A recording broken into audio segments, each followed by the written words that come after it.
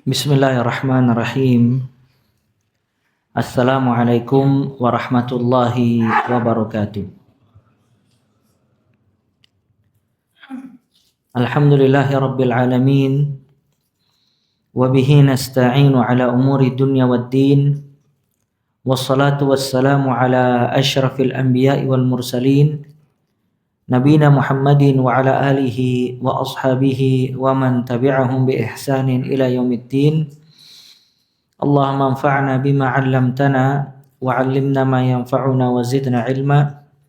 Allahumma rahmataka narju fala takilna ila anfusina tarfata 'ain waslih lana syu'unana kullaha la ilaha illa ant. Rabbana taqabbal minna innaka antas sami'ul 'alim wa tub 'alaina innaka antat tawwabur rahim. Allahumma ij'al a'malana kullaha salihah waj'alha liwajhika khalisa wa la taj'al li ahadin fihi syai'a. Rabbi shrah li sadri wa yassir li amri wahlul 'uqdatam min lisani yafqahu qawli thumma amma ba'd. Fa ya ayyuhal ikhwah rahimani wa rahimakumullahu jami'an. Agama Islam merupakan agama yang sempurna dan menyempurnakan semua hal yang dibutuhkan oleh pengikutnya. Dan agama Islam merupakan satu-satunya agama yang diridhai oleh Allah Azza wa Jalla. Allah Ta'ala berfirman, "Innad dina 'indallahil Islam." Sesungguhnya agama yang Allah ridhai di sisi Allah hanyalah agama Islam. Dan semua orang yang dia beragama selain dari agama Islam akan ditolak oleh Allah Azza wa Jalla. Pelakunya terancam api neraka, kekal di dalam neraka selama-lamanya. Allah Ta'ala berfirman, "Wa may yabtaghi ghairal islami dina falan yuqbala minhu wa huwa fil akhirati minal khasirin." Barang siapa yang mencari agama selain dari agama Islam, falan yuqbala min, maka tidak akan diterima oleh Allah Azza wa Jalla. Dan dia di akhirat termasuk orang-orang yang merugi. Dan Nabi alaihi salatu wassalam telah menyampaikan semua orang, baik Yahudi maupun Nasrani, yang dia tidak memeluk agama Islam yang dibawa oleh Nabi alaihi salatu wassalam, maka dia terancam dengan api neraka dan semua agamanya tidak diterima oleh Allah Azza wa Jalla. Kata Nabi alaihi salatu wassalam di dalam hadis yang diriwayatkan oleh Imam Muslim, "La yasma'u bi ahadun min hadhil ummah Yahudiyun wala Nasraniyun thumma yamut wa lam yu'min billadzi ursiltu bihi illa kana min ashabin nar." Tidaklah mendengar salah seorang pun, baik dari kalangan Yahudi maupun dari kalangan Nasrani, kemudian dia wafat dan tidak mengikuti apa yang Allah turunkan kepadaku, yakni Islam yang dibawa oleh Nabi alaihi salatu wassalam, illa kana min ashabin nar, melainkan dia termasuk penghuni neraka. Maka Islam sudah jelas, syariatnya jelas, dan akidahnya jelas, akhlaknya jelas, muamalahnya jelas. Namun kaum muslimin tidak bisa menjadi cerminan buat Islam tadi. Maka citranya Islam itu rusak dan hilang disebabkan oleh orang-orang Islam yang tidak mempraktekkan Islam dengan sesungguhnya. Maka berapa banyak kaum muslimin dia tidak bisa menjadi cerminan buat Islam tadi. Kata Umar bin Al-Khattab radhiyallahu taala an, "Innama tunqasu 'ural iman urwa man nasha'a fil Islam man lam ya'rif al-jahiliyah."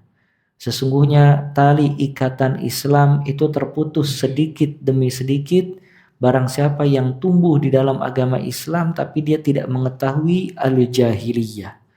Al-jahiliyah yang dimaksud adalah kebodohan-kebodohan yang dilakukan oleh kaum muslimin, kebodohan-kebodohan yang dilakukan oleh orang-orang Arab jahiliyah sebelum datang agama Islam.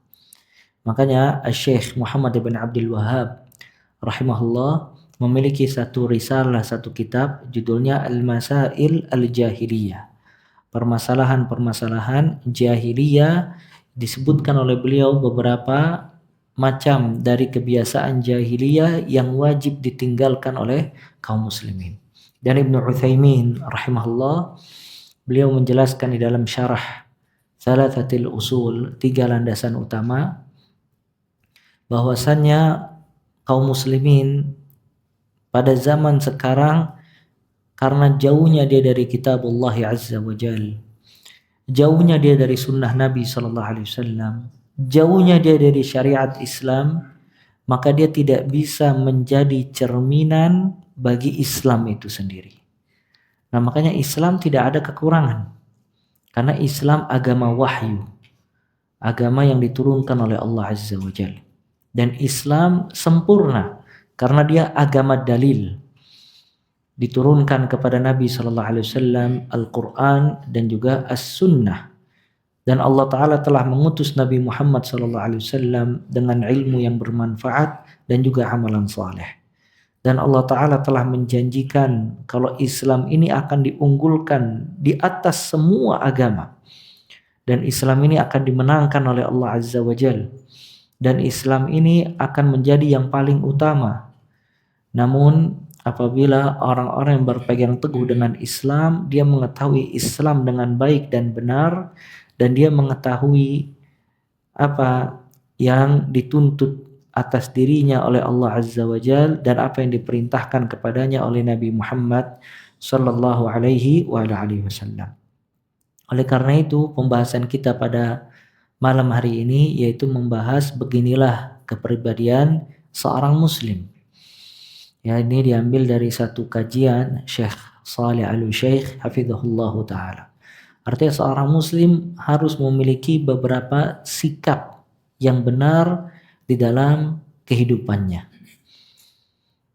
Namun sebelumnya ada satu hadis yang diriwayatkan oleh Imam Abu Dawud tentang kenapa Islam ini rusak dan kenapa kaum muslimin hancur lebur dan kenapa Islam ini ditindas oleh orang-orang non-muslim. Ya, sebagaimana yang telah disaksikan bersama. Dan Nabi SAW telah mengabarkan hal ini jauh-jauh hari. Dan ini termasuk mukjizat Nabi SAW. Dan kebenaran akan hadisnya dan kebenaran akan wahyu Allah Azza wa Jalla.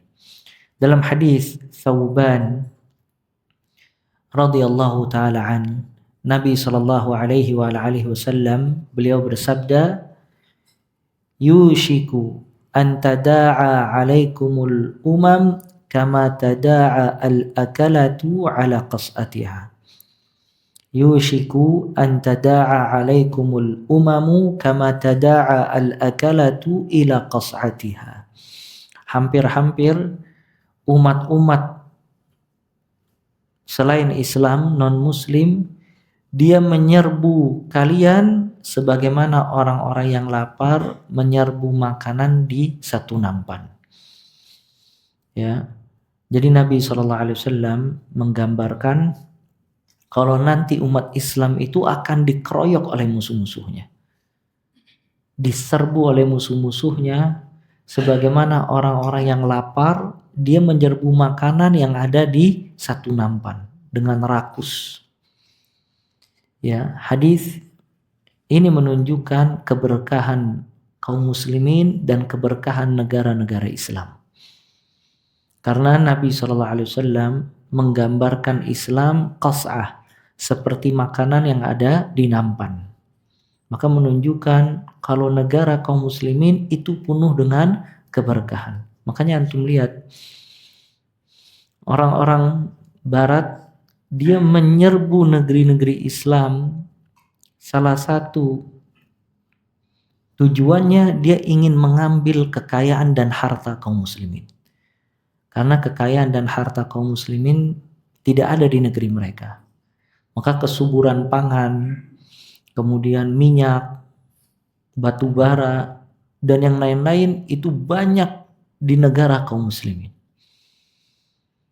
Ya, maka orang-orang kufar datang ke negeri kaum muslimin, salah satu tujuan mereka ingin meraup sebanyak-banyaknya harta kaum muslimin. Dan subhanallah, harta kaum muslimin tidak habis-habis. Saking banyaknya dan saking berkahnya yang Allah berikan kepada mereka.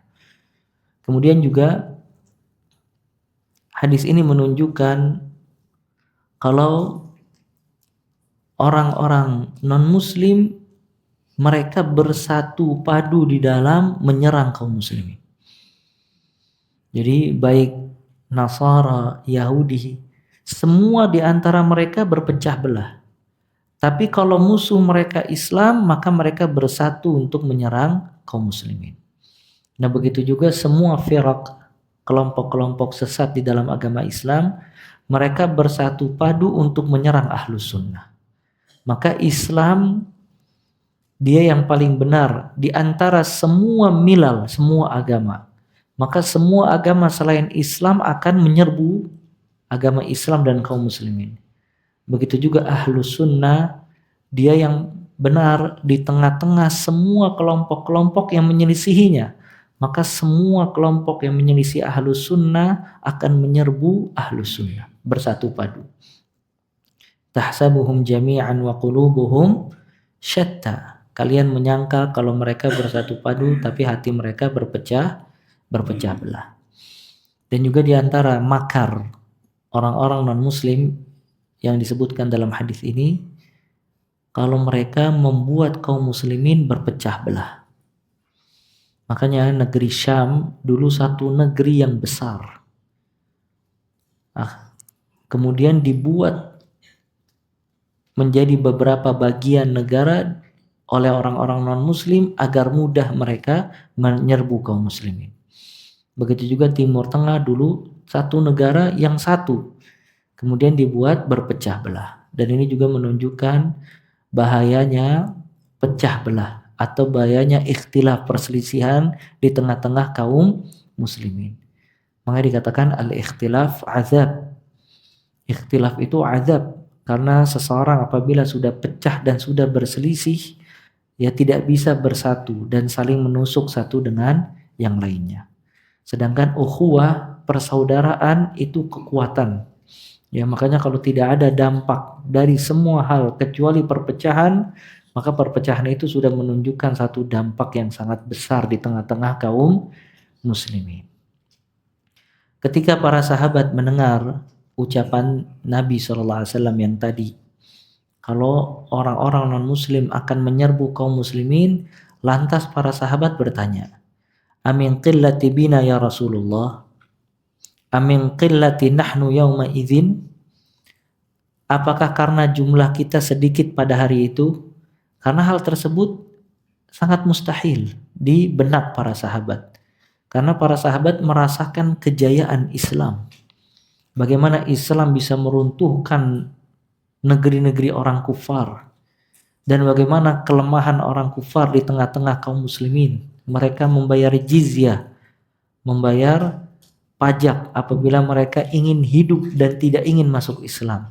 Dan kaum muslimin memerangi semua negara ya yang tidak ingin tunduk kepada agama Islam. Maka agama Islam tersebar luas di atas muka bumi lewat Nabi SAW dan para sahabatnya. Maka ketika mendengar hadis ini, lantas salah seorang berkata, amin qillati nahnu yawma idzin? Apakah karena jumlah kita sedikit pada saat itu wahai Rasulullah, ya, hingga kita diserbu oleh orang-orang non-muslim? Maka kata Nabi SAW, bal antum yawma idzin katsir. Bahkan kalian pada hari itu banyak. Walakinnakum ghutha'un ka ghutha'is sail. Namun kalian ibarat buih di lautan. Lihat kata Nabi SAW, namun jumlah kalian pada saat itu sangat banyak. Dan antum lihat sekarang subhanallah, lebih banyak mana di dunia ini, kaum muslimin ama non muslim? Kaum muslimin dengan jumlah ya penduduk Islam di atas muka bumi yang banyak. Tapi kata Nabi SAW, dengan banyaknya jumlah kalian kaghutha, seperti buih di di lautan. Buih ya ikhwah. Kenapa Nabi SAW mengibaratkan kaum muslimin dengan buih? Yang pertama, buih itu jumlahnya banyak, tapi tidak bermanfaat. Beda dengan air laut yang bisa memberikan manfaat. Kalau buih dia jumlahnya banyak dan tidak bermanfaat. Menunjukkan jumlah kaum muslimin yang banyak tapi sedikit manfaat. Itu buih. Kemudian buih dia di setiap tetesnya itu membawa kotoran. Artinya ada noda di dalam buih tersebut. Nah, begitu juga kaum muslimin diibaratkan dengan buih, artinya ada yang salah dalam diri kaum muslimin hingga dia diibaratkan dengan buih. Dan buih berterbangan tanpa arah, tidak tahu kemana. Nah, begitu juga kaum muslimin, dia tidak tahu bagaimana mereka beragama dan dia tidak tahu arah mana yang harus mereka tempuh. Buih dengan banyaknya jumlahnya tidak bisa menghilangkan haus di dahaga dan tidak bisa membasahkan tubuh. Maka sedikit manfaatnya. Dan ini juga menunjukkan kalau kaum muslimin bukan dengan banyaknya jumlah. Dan hak kebenaran itu tidak pernah patokannya jumlah yang banyak. Dan Allah Ta'ala di dalam Al-Quran, Nabi SAW di dalam hadisnya menjelaskan, kalau yang benar, yang selamat itu jumlahnya tidak banyak. Dan Allah Ta'ala banyak mencela mayoritas dan banyak memuji minoritas. Allah berfirman di dalam Al-Quran, wa in tuti' aktsara man fil ardi yudilluka an sabilillah.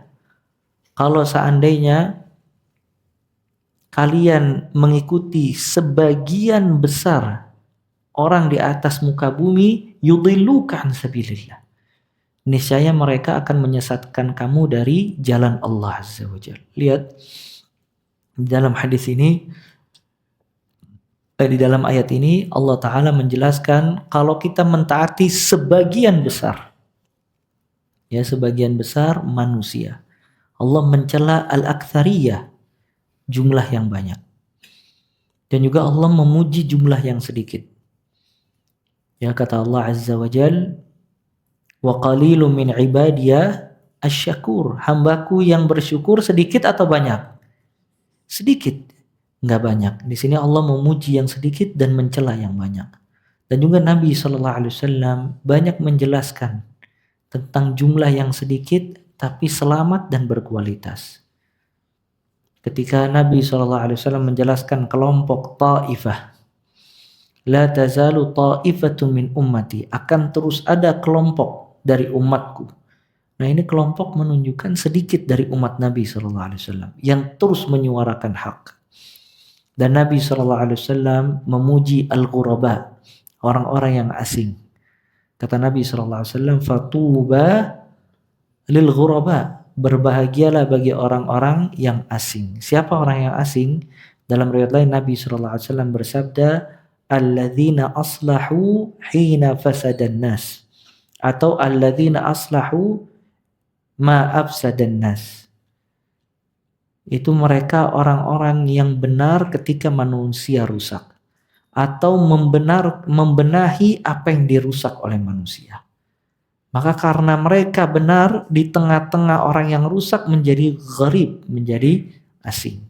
Nah, ini semua menunjukkan kalau mayoritas kaum muslimin atau mayoritas orang tidak selalu di atas kebenaran. Maka salah kalau orang menjadikan patokan kebenaran itu mayoritas. Salah. Ya, yang benar adalah kembali kepada kitab Allah dan sunnah Nabi SAW. Lihat di sini kata Nabi SAW, bal antum yauma idzin katsir. Bahkan kalian pada hari itu banyak, walakinnakum ghutha ka ghutha'is sail. Tapi kalian buih bagaikan buih di lautan. Ya, bagaikan buih di lautan. Nah, ini menunjukkan tadi kita sebutkan al-aktsariyah, kebanyakan dan mayoritas itu tidak menjadi patokan kebenaran. Dan Ibnu Mas'ud radhiyallahu taala an ketika mendefinisikan jamaah ahlus sunnah wal jamaah, kata Ibnu Mas'ud radhiyallahu an, al jamaah ma wafaqal haqq wa in kunta wahdak fa antal jamaah hina idzin.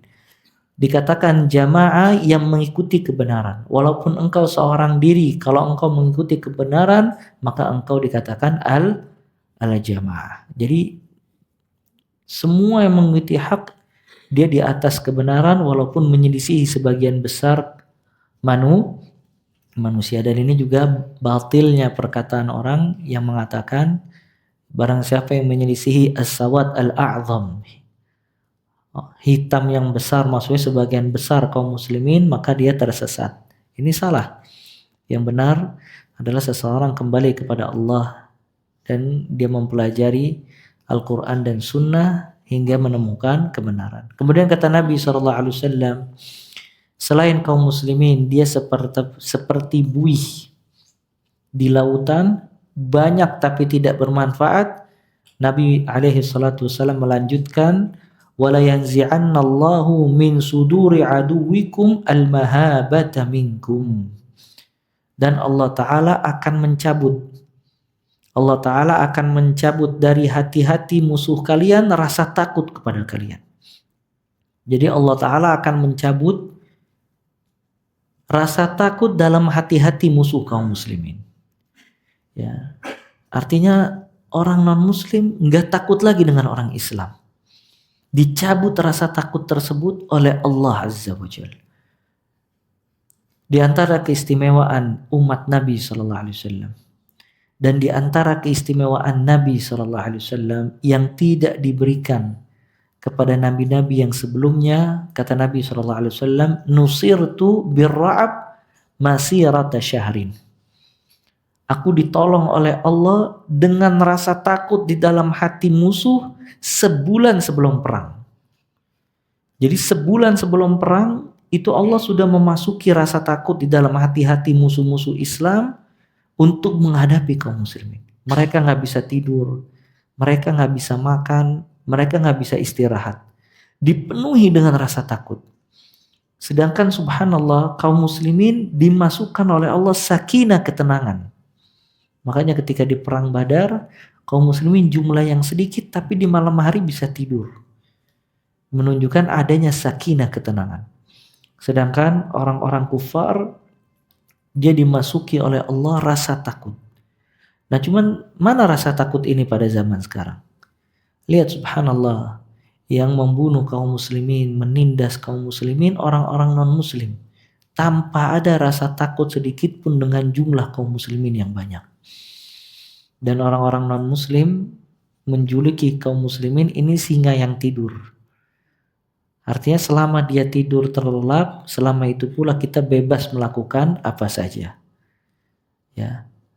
Nah makanya lihat subhanallah, rasa takut tersebut dicabut oleh Allah Azza wa Jalla. Kata Nabi SAW, wala yanzi'annallahu min suduri aduwikum al-mahabata bikum. Allah Ta'ala mencabut rasa takut dalam hati-hati musuh kalian kepada kalian.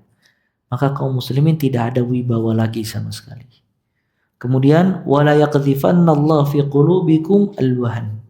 Dan Allah memasukkan ke dalam hati kalian al-wahan. Para sahabat bertanya, qalu ya Rasulullah wa mal wahan? Wahai Rasulullah, apa itu al-wahan? Maka Nabi SAW menjelaskan tentang al-wahan, hubbud dunya wa karahiyatul maut.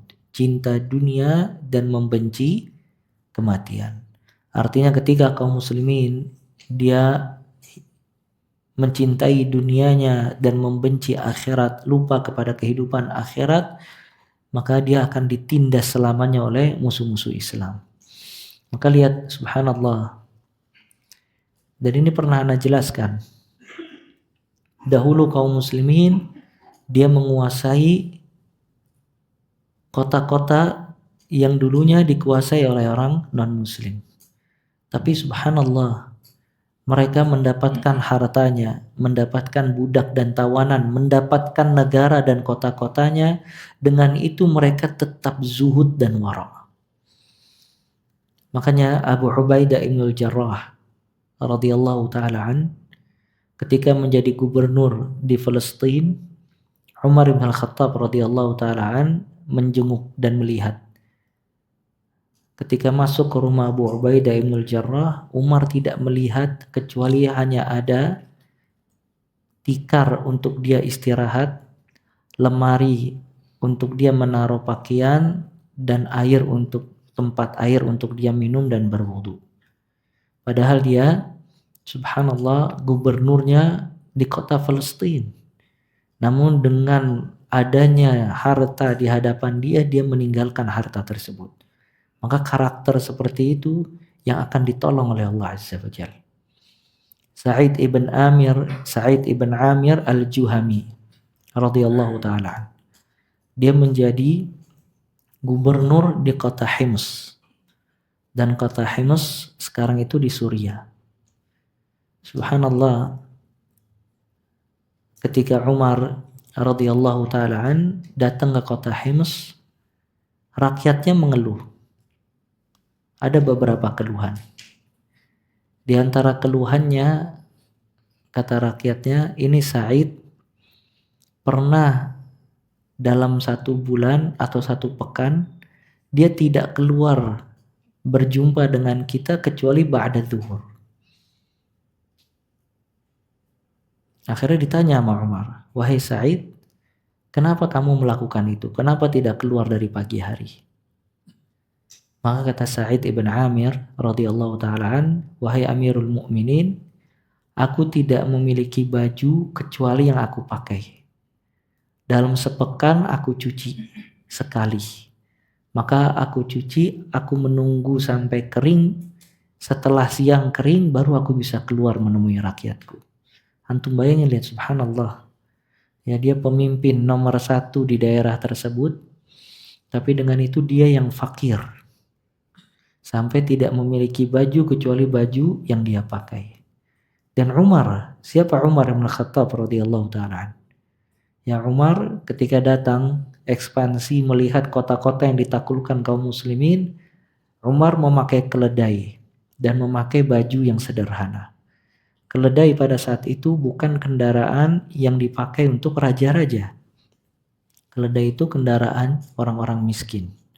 Sedangkan Umar orang nomor 1 pada saat itu, Amirul Mukminin. Maka ditegur Umar. Kata orang-orang, wahai Amirul Mukminin, kalau seandainya engkau mengendarai kuda dan memakai baju kebesaran, niscaya engkau akan lebih terhormat. Maka Umar berkata, radhiyallahu ta'ala an, nahnu qaum a'azzanallahu bil Islam. Kami kaum yang dimuliakan oleh Allah dengan agama Islam, bukan dengan kuda, bukan dengan pakaian dan yang lainnya. Maka ketika kaum muslimin dia lupa akan kehidupan akhirat, dia dibukakan oleh Allah dunia, maka dia orang yang paling rakus terhadap dunia. Dia yang mengambil harta yang bukan hak, dia yang berbuat zalim dalam mengambil harta, dan dia memakai kekuasaan bukan pada tempatnya dan yang lainnya. Maka ini al-wahan. Bisa difahami ya, hubbud dunya wa karahiyatul maut. Dahulu kaum salaf, para sahabat, mereka menaklukkan negara-negara non-muslim dengan cinta akhirat dan benci kepada dunia. Sedangkan sekarang kaum muslimin dia cinta kepada dunia dan lupa kepada kehidupan akhirat. Maka ini semua subhanallah, apa yang dijanjikan oleh Nabi SAW semuanya terjadi. Kaum muslimin berbangga-bangga dengan besarnya kemewahan negara mereka, berbangga-bangga dengan kemaksiatan, berbangga-bangga dengan siapa di antara mereka lebih unggul di mata dunia dan seterusnya. Ya, tapi sedikit di antara mereka yang memperhatikan tentang kehidupan akhirat. Nah, maka dengan ini apa yang harus kita lakukan dan kepribadian apa yang harus dimiliki oleh seorang muslim agar dia senantiasa di atas kebaikan. Maka Syekh Shalih Al-Utsaimin hafizahullah menjelaskan ada beberapa kepribadian dan sifat seorang muslim yang harus dia miliki. Yang pertama, ikhlas dan senantiasa kembali kepada Allah Azza wa Jalla. Yang pertama, dia harus ikhlas kepada Allah, ya, dan senantiasa kembali kepada Allah Azza wa Jalla. Al-inabah ilallah.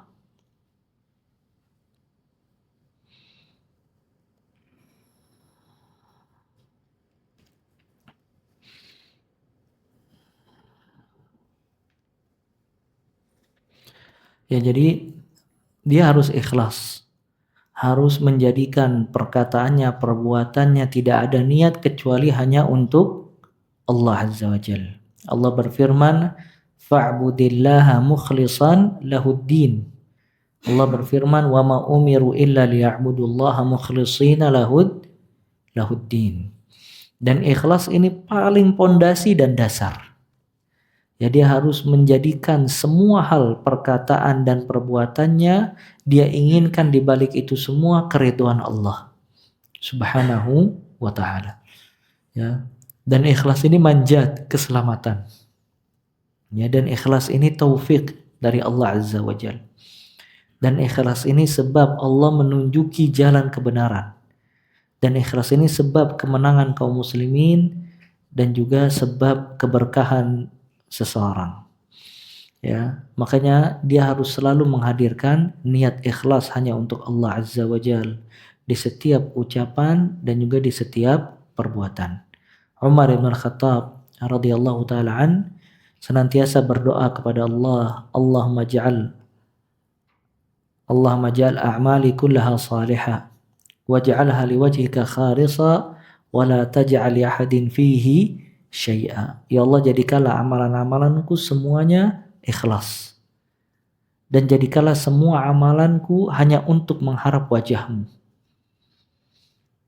Dan jangan kamu jadikan amalanku ada sesuatu selain untuk dirimu. Kalau ini Umar berdoa dengan doa tersebut, sedangkan dia dikatakan oleh Nabi SAW, Umar fil jannah, Umar di surga, maka bagaimana selain dari Umar bin Khattab radhiyallahu ta'ala. Dan amalan kalau tidak ikhlas itu ditolak oleh Allah Azza wa Jalla. Makanya ada perkataan yuqalil mura'i fala tat'ab. Katakanlah kepada orang-orang yang sukaria, jangan letih dalam beramal. Artinya kalau memang kamu ada niat ria, ingin dilihat orang atau sum'ah atau yang lainnya, jangan letih, jangan capek. Kenapa? Karena ya keletihan kamu tidak akan diberikan apa-apa oleh Allah Azza wa Jalla. Kemudian juga sifat seorang muslim kembali kepada Allah. Ini pernah kita jelaskan dalam tafsir surat Qaf. Di antara ciri penghuni surga itu awwab, senantiasa kembali kepada Allah Azza wa Jalla. Allah berfirman, wa anibu ila rabbikum. Kembalilah kalian semua kepada Rabb kalian. Hadza ma tu'aduna likulli awwab. Ini surga yang dijanjikan kepada kalian setiap hambaku yang awwab. Para sebagian ahli tafsir menafsirkan awwab raja' ilallah. Dia kembali kepada Allah Azza wa Jalla. Artinya kalau dia futur, dia segera kembali kepada Allah. Kalau dia berbuat maksiat, dia kembali kepada Allah Azza wa Jalla. Kalau dia berbuat kesalahan, dia kembali kepada Allah.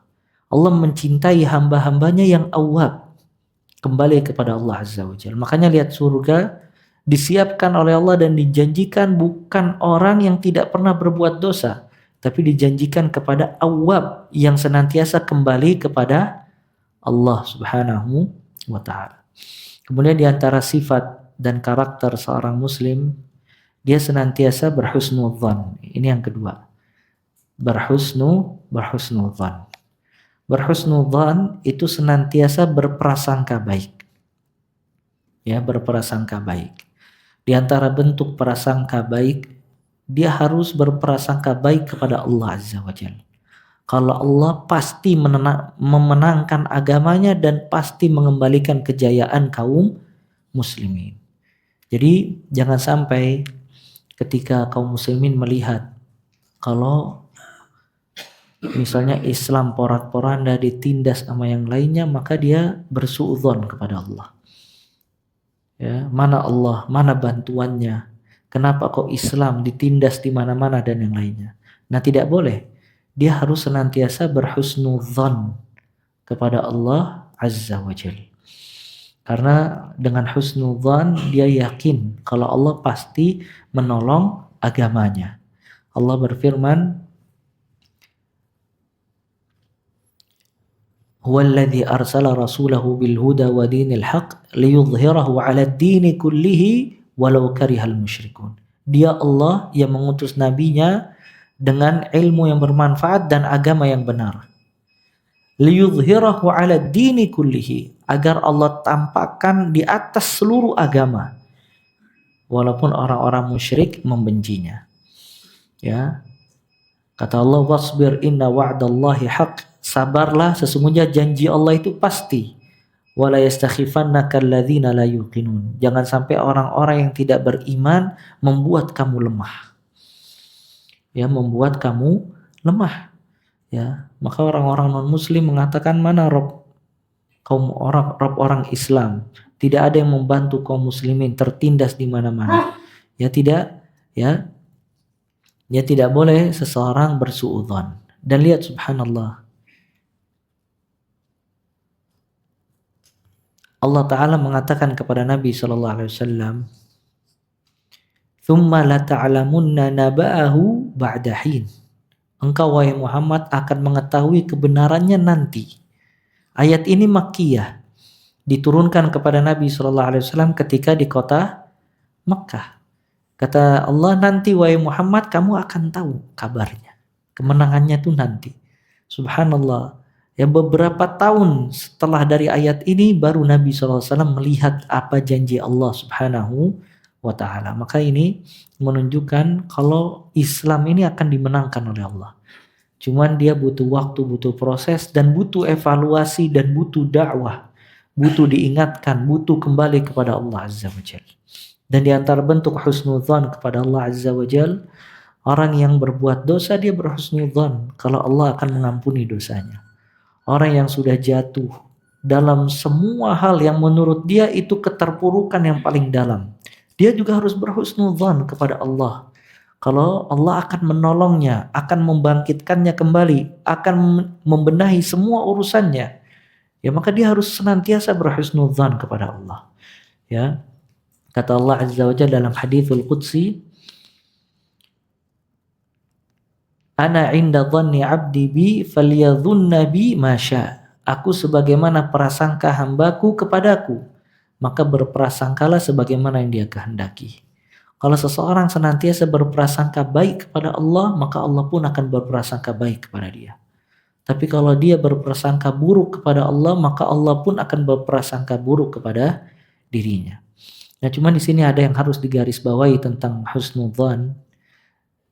Di antara bentuk kesalahan dalam husnudzan yaitu orang berbuat maksiat namun mengharapkan ampunan. Ini salah. Dia berbuat maksiat kemudian dia meyakini udah gampang Allah Ghafurur Rahim. Justru kalau misalnya memang dia benar-benar berhusnudzan, dia berbuat maksiat kemudian bertaubat, ya. Tapi kalau misalnya dia berbuat maksiat dengan alasan rahmat Allah luas, maka ini bukan bentuk husnudzan. Begitu juga bukan bentuk husnudzan seseorang mengharapkan surga tidak beramal saleh. Kemudian di antara sifat seorang muslim yang lain, yaitu dia selalu atau orang Islam harus senantiasa berpikir positif dan baik. Harus senantiasa berpikir positif dan baik. Ya, jadi melihat semua keadaan dengan kacamata positif. Kalau bahasa sekarang apa? Positive thinking ya. Sebenarnya Islam itu telah mengajarkan positive thinking dari jauh-jauh hari. Makanya lihat dalam pelajaran akidah itu dalam kitab tauhid itu ada bab namanya bab tatayyur. Apa tatayyur, ikhwah? Tatayyur itu mengadu nasib dengan khurafat. Dinamakan dengan tatayyur karena dulu orang-orang Arab dia mengadu nasib dengan burung. Kalau misalnya dia ingin safar atau ingin mengambil satu kegiatan, dia terbangkan burung. Kalau burungnya ke kanan, maka itu baik. Kalau burungnya ke kiri, itu buruk. Nah, maka datang Islam, dibuang itu semua. Ya, maka Islam menyuruh untuk mengembalikan semua urusannya kepada Allah dan menyuruh untuk selalu berpikir yang baik dan positif. Makanya Nabi SAW menghilangkan itu dengan al-fa'al. Kata Nabi SAW, Inna Allah yuhibbu al-fa'al. Allah mencintai al-fa'al. Para sahabat bertanya, apa itu al-fa'al? Al-kalimatut thayyibah. Kalimat yang baik. Kalimat-kalimat yang baik itu menumbuhkan perasaan yang baik dan pikiran yang baik. Kalau seseorang sakit, kemudian dia bilang insya Allah khair, anak akan disehatkan oleh Allah, dia akan sehat. Kalau orang itu misalnya ditimpa kesulitan, dia mengatakan insya Allah khair, semua yang ditakdirkan oleh Allah baik akan diganti oleh Allah. Nah, perkataan-perkataan tersebut, pikiran-pikiran tersebut itu menumbuhkan positif. Maka begitu juga kaum muslimin selalu berpikir yang baik dan positif. Dalam semua hal, ketika dia melihat keadaan, maka dia mengatakan insya Allah khair. Ya, ujian buat kaum muslimin untuk menambah derajat mereka. Atau mungkin tertimpa pada dirinya, dia juga mengatakan insya Allah khair. Di balik ini semua ada kebaikan, ada hikmah yang tidak aku ketahui, dan seterusnya. Ya, maka pemikiran-pemikiran seperti ini menumbuhkan keyakinan yang bagus. Ya, nah nggak boleh kaum muslimin atau seorang Islam dia selalu berpikir negatif, dan pemikiran-pemikiran negatif buruk itu menyempitkan hati, ya, menyempitkan hati, menambah emosi dan yang lainnya, ya, menyalah-nyalahkan takdir Allah dan seterusnya. Dan Nabi SAW juga bersabda, ihris ala ma yanfa'uk wasta'in billah wa la ta'jas. Bersemangatlah terhadap hal yang bermanfaat bagimu dan minta tolong kepada Allah, jangan kamu lemah. Ya, disuruh oleh Nabi SAW selalu semangat, dan tidak mungkin seseorang itu semangat kalau dia tidak memiliki pemikiran yang baik dan positif. Kemudian dia selalu minta tolong kepada Allah, jangan menisbatkan kepada diri sendiri. Ya, kemudian juga jangan sekali-sekali lemah, dan kelemahan salah satu sebabnya dari pemikiran-pemikiran negatif dan omongan-omongan yang buruk.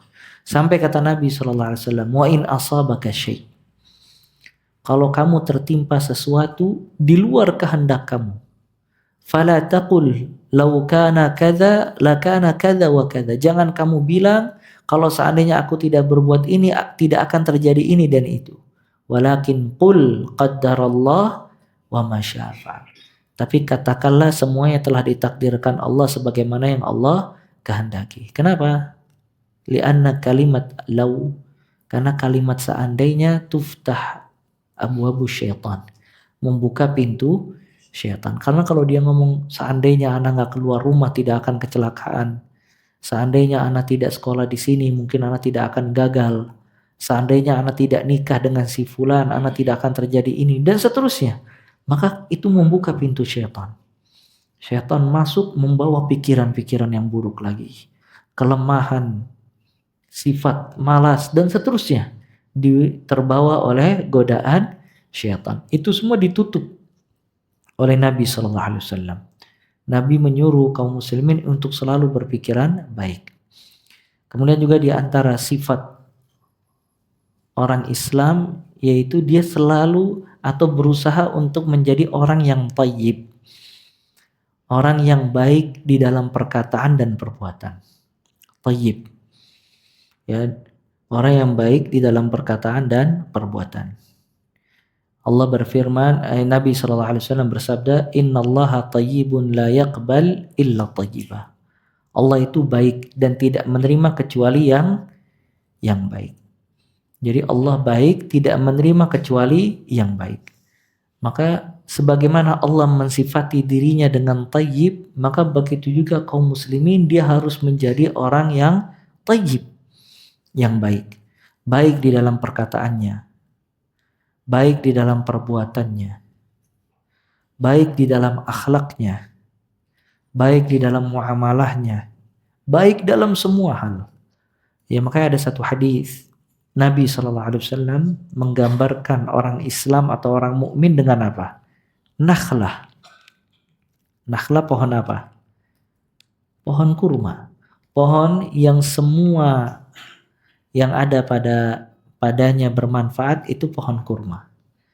Batangnya bermanfaat, daunnya bermanfaat, buahnya bermanfaat, dan yang lainnya.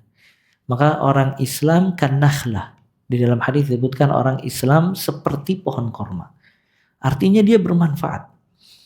Bermanfaat perkataannya, bermanfaat kepribadiannya, bermanfaat akhlaknya, dan seterusnya. Kemudian di antara sifat orang Islam yang terakhir mungkin, yaitu senantiasa menjaga al-wala wal-bara. Al-wala wal-bara. Dan ini pembahasan udah pernah kita bahas ya. Sebagaimana antum bisa lihat mungkin di channel YouTube ada pembahasan tentang al-wala wal-bara. Al-wala mencintai karena Allah, al-bara membenci karena Allah Azza wa Jalla. Yang berkaitan dengan al-wala wal-bara ada beberapa hal. Yang pertama, jangan sampai ya ikhwah, kita mencintai dan membenci karena dunia. Karena sebagian orang mencintai dan membenci itu dibangun di atas dunia. Dia suka dengan orang karena dunia dan dia membenci karena dunia. Dia berkumpul karena dunia dan dia berpisah karena dunia. Hatta kadang hubungan suami istri. Si istri mau sama suami karena dulu suaminya punya dunia. Ketika suaminya tidak memiliki dunia, ditinggal oleh istrinya. Makanya pernah Anda dengar satu kajian, ada pertanyaan ke salah seorang ustadz, ada suaminya udah stroke, maka istrinya nanya ke ustadz, boleh nggak Ana minta cerai sama suami Ana? Kata ustadz tersebut, sebenarnya boleh-boleh aja, cuman nggak layak antum nanya seperti ini. Antum hidup bertahun-tahun dengannya, bersama dengannya, ketika dia sudah lemah ditinggal. Ya makanya kalau bukan karena Allah, manusia akan meninggalkan semuanya. Tapi kalau dia mencintai dan memusuhi karena Allah, maka dia akan berkumpul dan berpisah karena Allah Azza wa Jalla. Yang kata Ibnu Abbas radhiyallahu taala an, aktsar, paling banyak muakhatin nas, persaudaraan manusia li ajli dunia, karena dunia. Makanya sebagian orang berkumpul karena dunia, kalau nggak ada dunia ditinggal sama dia. Bahkan sebagian orang beraktivitas kalau ada dunianya, kalau tidak ada dunianya nggak digubris sama dia. Ya sebagian orang mungkin kalau meminta bantuan, kadang dia lihat ada manfaat buat dia apa enggak. Kalau seandainya tidak ada manfaat, dia tinggalkan. Ya. Atau kadang dia ikut di dalam kegiatan-kegiatan dakwah dan sosial, tapi mengharapkan sesuatu untuk dunia. Ya maka ini semua yang merusak al-wala dan al-bara. Orang ya upayakan seseorang berloyalitas karena Allah dan membenci karena Allah Azza wa Jalla. Kemudian juga yang harus diperhatikan dalam al-wala wal-bara. Ini juga yang banyak terjadi kesalahan di tengah-tengah kaum muslimin. Ada orang yang kita harus wala kepada dia dan barok kepada dia. Ini juga poin penting. Jadi ada orang yang kita wala sepenuhnya kepada dia. Orang-orang soleh, orang-orang baik, orang-orang yang beragama dengan benar, mutamasik biddin, kita mencintai dia, wala. Nah orang-orang musyrik, orang-orang kufar, orang-orang Yahudi, kita barok sepenuhnya. Cuman ada karakter orang, kita harus wala di sebagian sifat dia, dan kita juga harus barok di sebagian sifat dia. Yaitu ahli maksiat dari kaum muslimin dan juga ahli maksiat dari kalangan ahlus sunnah. Jadi sebagian orang, subhanallah, kalau ngelihat orang Islam bermaksiat atau ahlus sunnah melihat kesalahan kepada saudaranya sesama ahlus sunnah, maka dia berlepas diri seperti berlepas dirinya dia sama orang kufar. Kadang mungkin adik kakaknya masih berbuat maksiat, dia lepas. Ya, dia barok, dia tidak salam, dia tidak tengok, dia putus silaturahim. Kalau bisa dicoret namanya dari kakak, ya. Dia barok seperti baroknya dia sama Yahudi dan Nasrani. Ini juga salah. Ya, selama dia muslim, dia orang baik, ya maka kita harus ada wala dan di sisi lain harus ada barok. Lihat, dan ini pernah kita bahas, cuman kita tekankan di sini karena perpecahan banyak terjadi dalam bab ini. Ada salah seorang sahabat Nabi SAW, kana yudhikur Rasul. Sahabat ini sering membuat Nabi SAW tertawa.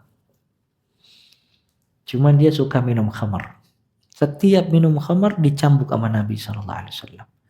Saking seringnya minum khamar, maka ketika dicambuk, ada salah seorang sahabat yang lain berkata, semoga Allah melaknatnya karena seringnya perbuatan dia ini. Ketika didengar oleh Nabi SAW, kata Nabi, la tal'anu, jangan kamu laknat si fulan ini. Fa inni la a'lam illa annahu yuhibbullaha wa rasulah. Aku tidak tahu dari dia ini melainkan dia mencintai Allah dan Rasulnya. Lihat, padahal sahabatnya tukang minum khamar. Makanya kalau kita mengikuti salaf, diikuti dengan salafus saleh. Karena ada sebagian sahabat juga jatuh di lubang kemaksiatan, itu salah karena sahabat itu tidak ma'sum, tapi kebaikan dia mengguguri semua kesalahannya. Sahabat ini minum khamar, tapi Nabi SAW merekomendasikan kalau dia mencintai Allah dan Rasulnya. Makanya datang ke majelis Nabi SAW tidak ditolak. Tapi ketika minum khamar dihukum karena mempraktekkan hukum Allah Azza wa Jalla. Maka kalau ada orang berbuat salah, kesalahannya itu dihukum, ditegur, dinasehati, barok berlepas diri.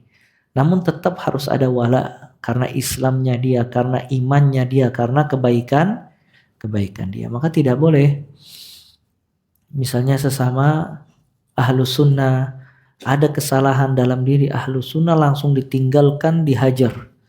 Sebagaimana Nabi SAW menghajar Ka'ab ibn Malik, nggak diucapkan salam, ditahdzir dan yang lainnya. Begitu juga di tengah-tengah kaum muslimin, kalau ada yang berbuat dosa, jangan sampai dia memandangnya seperti pandangan orang musyrik Yahudi dan Nasrani, sampai ditinggalkan semuanya. Ini juga tidak boleh. Nah maka ini sikap Ahlus Sunnah wal Jamaah. Ya. Nah ini yang paling banyak berbuat perpecahan di tengah-tengah kaum muslimin. Kenapa? Karena sebagian orang Islam yang saleh kalau memandang orang Islam yang tidak soleh seperti pandangan orang-orang musyrik Nasrani Yahudi. Padahal dia ada hubungan kekerabatan, padahal ada hubungan baik.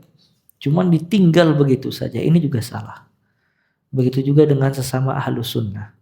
Ya ketika ada kesalahan, yang memang kesalahannya ini tidak mengeluarkan dia dari koridor Ahlus Sunnah wal Jamaah. Cuman dipandang dipandang buruk, ya ditinggalkan, dihajar dan yang lainnya. Nah maka ini ya pandangan yang salah. Maka di sini Ahlus Sunnah wal Jamaah ya dia selalu al-wala wal bara karena Allah Azza wa Jal dibangun di atas ilmu dan dia tahu rincian tentang al-wala wal bara. Kita tutup dengan kafaratul majlis. Subhanakallah bihamdik asyhadu an la ilaha illa anta astaghfiruka wa atubu ilaik. Wa sallallahu alaihi wa baraka ala abdika rasulika Muhammad wa akhiru da'wana alhamdulillahi rabbil alamin. Tsumma assalamu alaikum warahmatullahi wabarakatuh.